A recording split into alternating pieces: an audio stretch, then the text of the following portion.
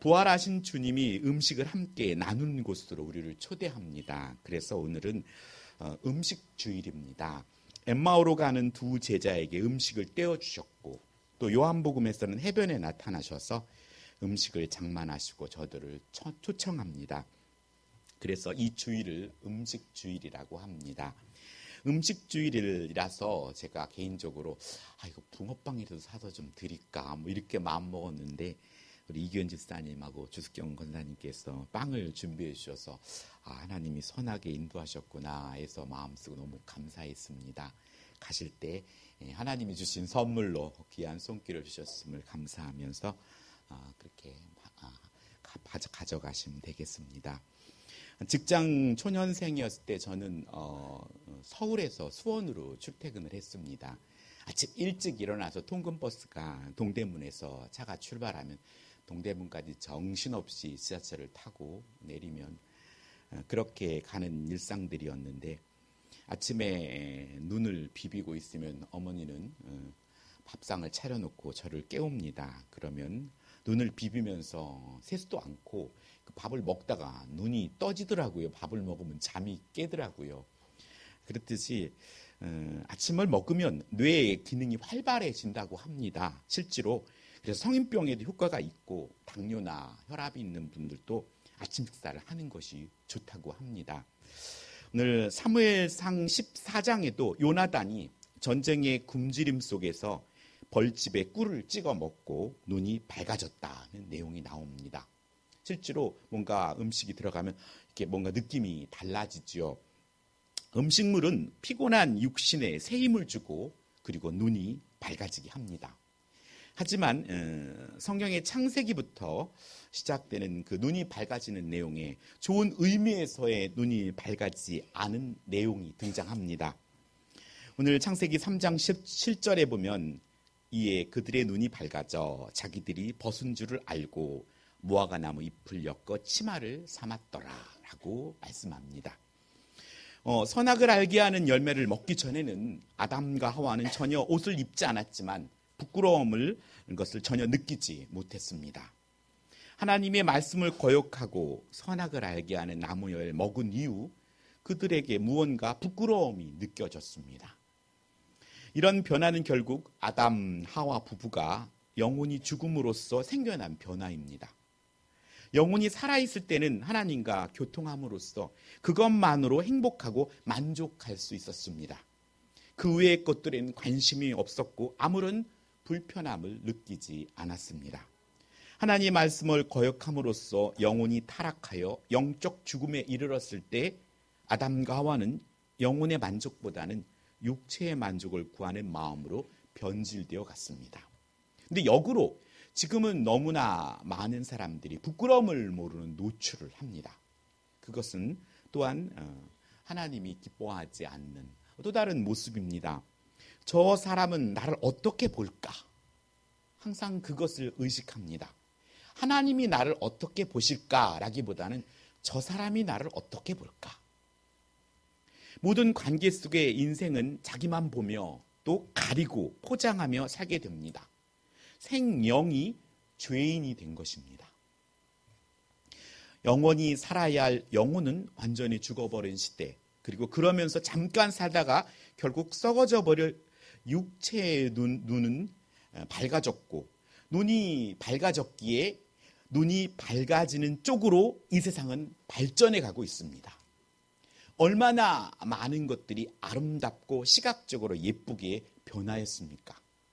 실제로 아파트만 보더라도 옛날 아파트와 요즘에 지은 아파트에 들어가 보면 완전히 다릅니다. 저도 어린이집을 해봤지만 새 어린이집을 지으면 자모들이 쏙 때리고 그리 갑니다. 요즘엔 요양원도 그렇습니다. 이쁘게 정하면 또 싹 빼서 자녀들이 이제 부모님을 데리고 갑니다. 21세기에 이렇게 육적인 눈이 더 밝아지도록 세상은 가속화되고 있습니다. 얼마나 이쁘고 아름다워지는지 사람도 그렇고, 요즘 연예인이든 아니더라도 이쁘지 않은 사람이 없습니다. 애기도 그렇고 사람도 그렇고. 하나님께 택함 받은 사람들, 또 하나님의 부르심을 받고 그 부르심에 순종하여서 천국 백성으로 변하고 있는 저와 여러분은 자극적으로 만들어진 이런 인공 색채에 눈을 감고 하나님의 나라에 눈을 떠야 할 그런 갈림길에 서 있습니다. 너무나 이쁘고 호화찬란한 속에 그것이 넓은 길이라면 주님의 모습과 주님이 걸어가신 길은 초라하고 좁은 길이었다는 것입니다. 누가복음 6장 39절에 이렇게 말씀합니다. 소경이 소경을 인도할 수 있느냐? 둘이 다 구덩이에 빠지지 아니하겠느냐? 아담과 하와가 선악을 알게 하는 열매를 따먹은 후로 육체의 눈이 밝아졌고 또 육적인 문화는 폭발적으로 발전했습니다. 반면 영적인 눈은 어떠할까요? 영적으로 더욱 캄캄한 시대로 치닫고 있음을 우리는 모르고 있습니다. 만약에 지하 몇백 미터의 암흑 속 갱도에 갇혀 있다는 사실을 상상해 보셨습니까?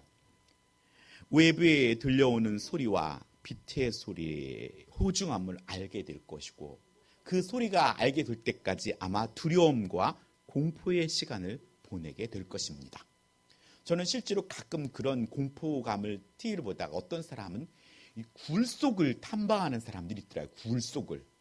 그러면 굴 속에 들어가 몸이 끼는 거예요. 몸이 끼어.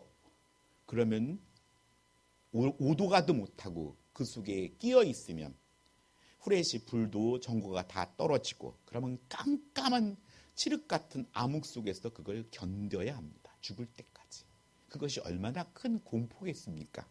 실제로 이렇게 지난 2월에 시리아 지진으로 무너진 건물 속에 숨진 어머니와 탯줄이 이어진 상태로 10시간 만에 구조된 이야기를 우리는 접했습니다. 당시 구조대가 건물의 잔해를 파헤치고 먼지에 쌓인 아기를 구조했습니다. 무너진 건물 속에서 어머니는 온 힘을 다해 어머니로 할 수 있는 일에 최선을 다했습니다. 이렇듯 깜깜한 우리 어둠 속에, 영적으로 어두운 세계 속에 오늘 우리에게 빛으로, 참 빛으로 오신 분이 바로 예수님입니다. 온 우주가 만들어지기 전 세상의 흑암 중에 있을 때 하나님은 태양이 만들어지기 전에 빛을 만들어 주셨고 우리가 아직 죄인 되어 암흑 상태에 있을 때 예수님은 십자가의 죽으심으로 구원의 빛이 되어 주셨다는 것입니다. 치부를 스스로 가린 무화과 나무 잎이 아니라 가죽옷을 지어 입히셨고 아들의 어린 양으로 이 땅에 보내셨습니다. 그 모든 것이 우리의 영적인 눈을 뜨이게 하시려는 것이었습니다. 하지만 어리석게도 영적 소경인 우리가 예수님을 십자가에 못 박아 죽게 했다는 것입니다. 몰라봤다는 것입니다. 빛이 어둠을 비췄지만 어둠인 우리는 깨닫지 못했다는 것입니다. 오늘 본문 24장부터 1절로 12절, 원래 본문이 13절부터 읽으려니 너무 본문이 길어서 제가 이유를 읽었는데 우리가 잘 알듯이 안식구 첫날 새벽에 향품을 준비해간 여인들은 예수님께 살아나셨음과 그리고 인자가 죄인의 손에 넘겨져 십자가에 못 박히고 제3일에 다시 살아나야 하리라는 말씀을 듣고 예수님 말씀을 기억한 그들은 11사도와 다른 모든 이에게 주님의 부활하셨음을 알렸습니다. 그러자 어떤 반응이 일어났습니까? 오늘 11절에 보면 사도들은 그들의 말이 허탄한 듯이 들려 믿지 아니했다고 말합니다. 이런 상황에 그들 중 오늘 본문에 등장하는 글로바라 하는 이와 또 다른 이가 예루살렘에서 25리 되는 엠마오로 가는 마을을 가면서 이 모든 일을 서로 이야기합니다. 6월절 기간 중에 예수님이 십자가에 달려 죽으셨고 또 무덤에 장사되었으나 3일 만에 그 시체가 사라진 일련의 사건들 그리고 하나님께서 어떤 목적을 가지고 준비하고 계획하신 일이며 그것이 하나님의 섭리였다고 말합니다. 그러나 그렇다고 해서 그들이 예수님의 부활을 믿는 것이 아니었습니다. 그들도 사도들과 마찬가지로 허탄한 말로 여겼고 베드로가 그된 일을 놀랍게 여겼지만 집으로 돌아간 것처럼 자신들도 지금 엠마오로 가고 있는 것입니다. 주님이 계셨던 예루살렘이 아니라 자신들이 예수님을 믿기 전 살았던 그곳으로 발걸음을 하고 있는 겁니다. 주님의 부활주를 믿고도 믿지 못하고 육신의 눈이 밝히는 엠마오, 즉 구원받기 전에 삶의 영토로 들어가고 있는 연약함을 보여줍니다. 그것은 정말로 보암직도 하고 먹음직도 하고 지혜롭게 할 만큼 탐스럽게 보입니다. 이런 상태를 16절에 눈이 가리워진 상태라고 말합니다. 눈이 가리워졌다. 여기서 가리워졌다는 말은 어떤 힘의 통제를 받았다라는 의미입니다. 그냥 눈을 내 스스로 감은 게 아니라 어떤 것이 우리 눈을 가렸다는 것입니다. 즉 자신들이 어떤 일에 지나치게 사로잡혀 눈으로 보는 것도 제대로 인식하지 못하는 상태가 되었다는 것입니다. 하나님의 이 온전한 통치를 받고 있지 않는 자들이 자신이 원하는 방향으로 삶이 돌아가지 않을 때 그 상황은 영적인 눈을 더욱 멀게 합니다. 믿는 이들에게 있어서, 믿음을 가진 자들에게 있어서 삶이 제대로 돌아가지 않을 때 주님을 찾고 주 앞에 나아가지만 믿음이 적거나 믿음이 없는 사람들은 자신이 원하는 방향으로 전개되지 않을 때 예수님 믿어도 뭐 별거 없네 라고 다른 쪽으로 가게 되고 그 상황을 도리어 더 자신 스스로가 그 일을 극복하려고 주를 의지하기보다 스스로의 힘을 더 의지하게 됩니다. 그들은 당황하게 됩니다. 그리고 샬롬, 평안을 잊어버립니다. 다니엘의 세 친구는 다니엘서 3장 17절로 18절에 우리를 맹렬히 타는 풀물불 가운데서 능히 건져내시겠고 왕의 손에서도 건져내시리이다. 그렇게 하지 아니하실지라도 왕이여 우리가 왕의 신들을 섬기지도 아니하고 왕이 세우신 금신상에 절하지도 아니할 줄을 아옵소서라고 말합니다. 자신이 원하는 방향으로 전개되지 않는다 하더라도 구원의 하나님으로 인하여서 기뻐할 수 있다는 것입니다. 이것이 바로 순교 신앙입니다. 오늘 제거는 이 믿음의 순교 신앙을 갖고 있습니다. 그래서 예배를 생명처럼 여겼습니다. 그리고 그 죽음 앞에서 하나님께 예배하는 일을 굴하지 않았습니다. 그렇다면 우리가 재건이란 간판을 달고 있는데 우리는 어떠한가? 다시 한번 우리를 살펴보아야 합니다. 엠마오로 서로 가며 이야기할 때 예수님께서 그들에게 찾아오셨지만 그들이 예수님인 줄 알아보지 못합니다. 오늘 우리들이 살아가면서 우리는 주님을 보여주십시오. 그럼 제가 믿겠습니다. 라고 말하는 사람도 있습니다. 근데 예수님을 가까이서 보았고 또 그렇게 가까이서 3년 동안 있었던 제자들도 예수님이 오셨는데 몰라봤다는 것입니다. 그러니까 예수님은 우리의 눈으로 시각적인 모습으로 주님은 오시지 않는다는 것입니다. 우리가 생각하는 모습으로 오시기보다 믿을 때 주님이 보입니다. 보여주시면 믿을 게가 아니라 믿으면 보이는 것이 비밀입니다. 예수님은 너희가 길 가면서 서로 주고받고 있는 이야기가 무엇냐라고 묻습니다. 너희들이 도대체 인생을 살아가면서 주고받는 이야기가 무엇냐? 여러분들은 친구들과 아니면 사회생활을 하면서 주고받는 이야기가 예수님과 상관 있는 이야기입니까? 아니면 주일 예배에 말씀 들을 때만 주님과 상관 있는 얘기고 다른 때의 삶은 주님과 상관없는 이야기입니까? 자신들의 이야기 주제를 한번 생각해 보길 원합니다. 우리가 기도하고 또 배우고 듣고 찬양하는 이 모든 것의 이야기가 복음인 것도 그리고 그 중심에 예수님이 있고 그분이 정령 메시아인 것과 죽었다가 3일 만에 부활한 것도 그리고 부활하신 그분께서 지금 우리와 동행하고 있는 것도 알지 못하고 믿지 못하고 깨닫지 못하는 우리를 향한 질문입니다. 너희가 길 가면서 서로 주고받고 있는 이야기가 무엇이냐? 오늘 너희가 예수님을 믿고 살아가면서 도대체 어떤 이야기를 하고 어떠한 스토리를 써가고 있는 것인가? 예수님과 관계 있는 이야기인가? 교회를 다니고 예수님을 믿어도 여전히 슬픈 빛을 띠고 머물러 선 두 사람처럼 오늘 성경의 말씀을 내 말씀이 아닌 드라마 정도로 알면서 당신 예루살렘에 체류하면서도 요즘 거기서 된 일을 혼자만 알지 못하냐라고 묻습니다. 나는 기쁨도 평안도 감사도 없으면서 그것밖에 신앙생활 하지 못하냐라고 정죄하는 모습이 저의 모습과 같습니다. 여러분은 어떻습니까? 여전히 그들은 예수님을 알아보지 못했고 그가 안에 있었던 일을 설명합니다. 우리가 지나간 삶을 되돌아보면서 앞으로의 일을 조정할 수 없다면 그건 어리석은 일입니다. 오늘 우리에게 하나님께서 지혜를 주시지 않았습니까? 이전의 삶이 이랬다면 앞으로의 삶을 재설정해서 바른 길을 걸어가는 것이 지혜로운 삶입니다. 예전에 올바르지 못했는데 계속 올바르지 못한 길을 걸어가고 있는 것은 어리석은 일입니다. 그런 이들을 향해 미련하고 선지자들의 말한 모든 것을 더디 믿는 자들이라고 말씀합니다. 선지자들이 말한 것이 성취되었음에도 깨닫지 못했고 믿지 못함을 지적하시며 그리스도가 이런 고난을 받고 자기 영광에 들어가야 함을 말씀하고 있습니다.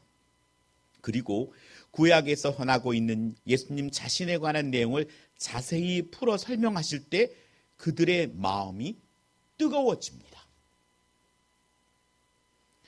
그들의 마음이 뜨거운 맛을 보았다는 것입니다. 여러분이 예배를 통하여서 이 뜨거움을 경험해야 합니다. 말씀을 듣다가 머리빛이 쭈삣 쓰기도 하고 뭔가 하나님의 말씀이 여러분에게 나의 것으로 딱 부딪히고 와 닿아야 합니다. 그러자 그들이 강권하여 이르되 우리와 함께 유아사이다 라고 말합니다. 강권했다 라는 것은 이 예배가 언제 끝나나 이게 아니라 좀 더 주님을 모셔드려야 합니다. 이것이 우리의 예배의 자세이어야 합니다. 엠마오로 가는 그들의 인생에 들려오는 복음을 배척하지 않고 자리를 내어드릴 때 마음이 나를 적시고 또 사모함으로 강건하여 함께 유하길 원하는 단계에 이르게 됩니다. 오늘 우리들도 누군가 대화를 할 때 그 대화를 받아들이고 또 리액션도 취해지고 그럴 땐 이야기할 맛이 나지만 내가 말하는 말을 상대가 배척하고 들으려 하지 않으면 그 이야기는 오래 지속되지 못하고 중단되게 됩니다. 주님은 여러분의 마음 밖에서 매일 노크합니다. 너의 마음 문을 열어달라고. 육적인 욕심과 탐심으로 가득 찬 마음을 비우라고. 그러면 주님이 우리 안에 들어오셔서 우리의 영안을 열어주신다고 말입니다. 날이 저물어 유숙하러 들어간 그들과 함께 음식을 답쓰실 때 예수님께서 떡을 가지고 축사하시고 떡을 떼어서 줍니다. 떡을 뗀다는 것은 떡을 찢는다는 말입니다. 그래서 보통 성찬식을 할 때 떡을 찢습니다. 예수님께서 떡을 떼는 그 장면은 주님이 채찍에 맞아 살이 찢기는 고통을 당하신 예수님의 모습입니다. 오늘 떡을 가지고 축사하시고 떡을 찢을 때 성령의 역사를 통해 그들의 눈이 열립니다. 우리들은 성찬을 통해 이 은혜를 경험해야 합니다. 우리는 지금 코로나19 지나서 이렇게 빵을 잘라놓고 있지만 그것은 원칙으로는 찢지요. 한 몸에서 찢겨진 빵들을 우리가 먹음으로 오늘 우리가 주님의 십자가에서 우리를 향한 사랑을 확증하셨음을 우리가 믿음으로 받습니다. 그때 어떤 일이 벌어졌습니까? 그들의 눈이 밝아져 예수님인 줄 알아보았습니다. 눈이 밝아졌다는 것은 눈이 완전히 열렸다는 것입니다. 자신의 의지로 눈이 밝아진 것이 아니라 외적 영향에 의해 밝아진 것을 말합니다. 군인이 예수님의 옆구리에 창을 찌를 때 주님의 옆구리에서는 물과 피가 쏟아져 나옵니다. 오늘 성경에는 그 배에서 생수의 강이 흘러나올 것을 약속하신 성령의 역사를 통하여 그들의 눈이 밝아지게 되자 드디어 예수님을 알아보게 된 것입니다. 우리들은 하나님의 말씀을 통하여서 성령의 조명하심, 비춰주심, 역사하심이 없으면 주님을 만날 수가 없습니다. 그래서 주님은 신령과 진정으로 예배하는 자들을 찾으신다고 말씀하시는 것입니다. 몸만 와 있다고 주님을 만나는 것이 아니라 사모함으로 주를 만나기를 원해야 주님을 만날 수 있습니다. 하지만 그래도 우리의 발걸음이 콩나물에 물주듯이 주의 전에 나와 예배 드리기를 자리를 지키는 것만으로도 그런 상황, 주님을 만날 수 있는 기회가 우리에게 더 많아진다는 것은 사실입니다. 사도신경으로 고백하는 예수님을 믿는 것은 오로지 하나님의 영이신 성령을 통해서만 가능합니다. 우리는 매일 사도신경을 하면서 이런 예수님을 믿는다고 고백합니다. 하지만 그 예수님을 우리가 믿음으로 받아들이기 위해서는 성령께서 역사하셔야 합니다. 입으로 주님이라고 하고 성령의 역사를 경험하지 못하고 있다면 진심으로 예수님을 나의 주인으로 고백하지 않을 수 있습니다. 왜냐하면 내가 진심으로 주님, 내 안에 들어오셔서 나를 다스려 주시고 나의 주인이 되어 주시옵소서 라고 내 마음 깊숙이 진심으로 고백할 때 주님은 내 안에 오시고 우리 안에 하나님의 영인 성령을 보내주신다고 약속해 주셨기 때문입니다. 그리고 성령이 내 안에 있는 자들은 주님을 주님이라고 고백할 수 있고 하나님을 아버지라고 고백할 수 있는 것입니다. 고백하고 주님을 통치를 받기 시작하면 인생은 달라집니다. 왜냐하면 그 안에 생명의 씨가 들어왔기 때문입니다. 그 생명의 씨앗이 들어오면 그 생명은 자라게 되어 있습니다. 예수님을 알아본 그들은 엠마오로 가던 길을 돌이켜서 그 즉시 어디로 갑니까? 예루살렘으로 돌아가 부활하신 주님을 전하게 됩니다.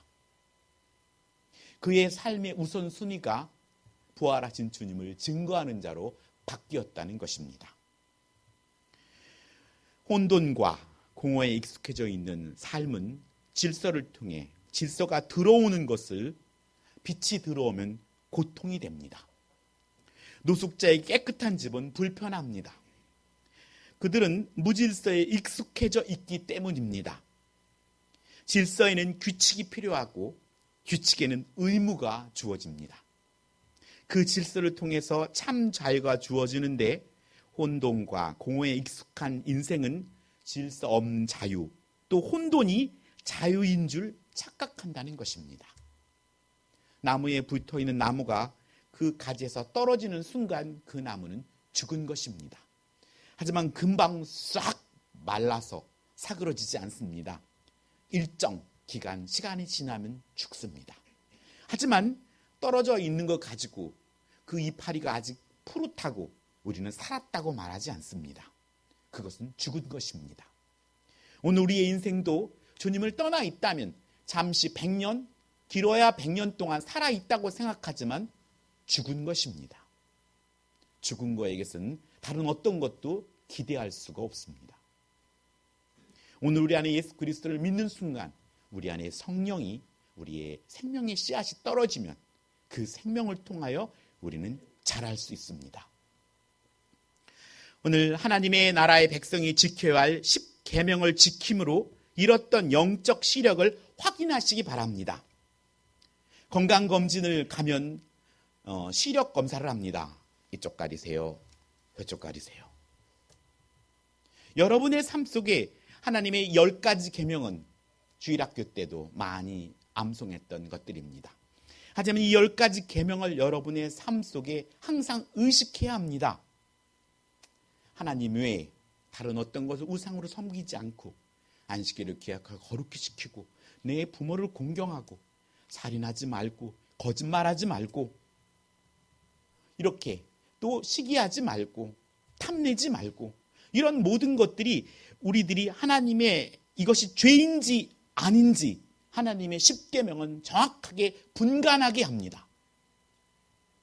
그래서 율법으로는 구원받을 수 없지만 이게 죄인지 아닌지를 깨닫게 합니다. 내가 지금 거짓말하고 있는 건가? 내 부모에게 함부로 하고 있는 건 아닌가? 이 십계명의 요약인 하나님을 사랑하고 내 이웃을 내 몸처럼 지금 사랑하고 있는 것인가? 그래야 영적 시력을 확인할 수 있습니다. 나는 10점 만점에 10점인지 아니면 10가지 10점 만점에 2점인지 확인해야 그 다음 무엇을 할지, 안경에 도수를 맞히든지 뭔가 대책이 나옵니다. 그래서 빛 대신 예수님의 안경을 착용해야 합니다. 그래서 예수님의 눈으로 바라보아야 하고, 그래야 우리는 성령의 인도함을 받을 수 있습니다. 우리는 육적으로 눈이 밝아져가는 세상에 살고 있습니다. 얼마나 밝아집니까? 깜깜한 밤에도 네온사인과 빛들이, 그냥 암막 커튼을 쳐야 그나마 공간이 거목해 잠잘 수 있는 환경이 확보되는 것이 이 세상입니다. 이 세상의 넓은 유행 풍조에 그런 넓은 휩쓸려 가지 않고 좁은 길을 가려면 뜻을 정하셔야 합니다. 뜻을 정하지 않으면 그 넓은 그 기류에 휩쓸려 갈 수밖에 없습니다. 가끔 연어를 봅니다. 꼬리가 다, 몸이 다 거의 망가질 정도로 그 급류를 타고 올라가려면 얼마나 많은 에너지가 필요하겠습니까? 가만히 있으면 그 물결에 그냥 떠내려 가버립니다. 그래서 오늘 우리는 말씀과 기도가 있는 곳으로 오셔야 합니다. 그래서 말씀으로 충만해져야 하고, 그리고 성령의 충만함을 위해 기도해야 합니다. 그렇지 않고는 좁은 길을 갈 수가 없고 그냥 넓은 길에 휩쓸려 내려갑니다. 그래서 우리 주님께서 우리의 영적인 눈을 밝히셔서 그것을 믿고 이해하도록 오늘 우리에게 성령을 보내주셨지 않습니까? 그 성령은 말씀 속에서 역사합니다. 그래서 말씀과 성령의 역사는 뗄래야 뗄 수가 없습니다.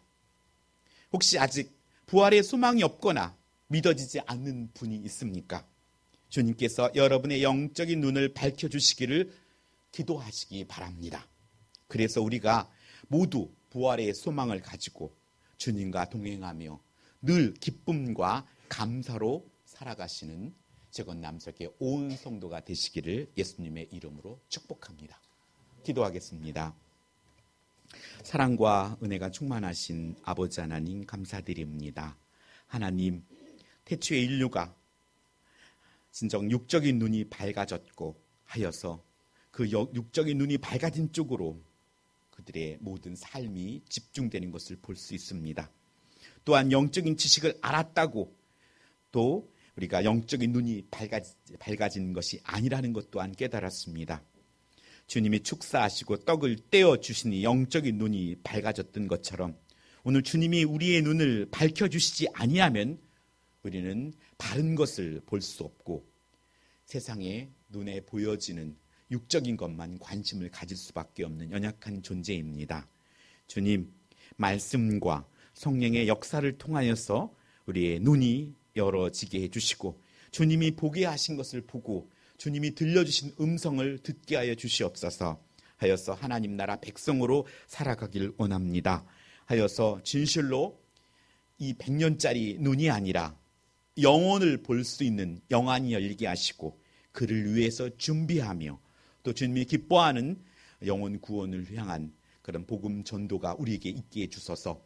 엠마오로 갔던 두 그 제자가 다시금 그 발걸음을 돌이켜 예루살렘으로 와 부활의 주님을 전하였던 것처럼 오늘 우리들의 삶 속에 부활의 증인으로 살아가는 재건남스럽게 온 성도가 될 수 있도록 아버지 하나님 도와주시옵소서. 감사드리며 우리 주 예수님의 이름으로 기도드립니다. 아멘.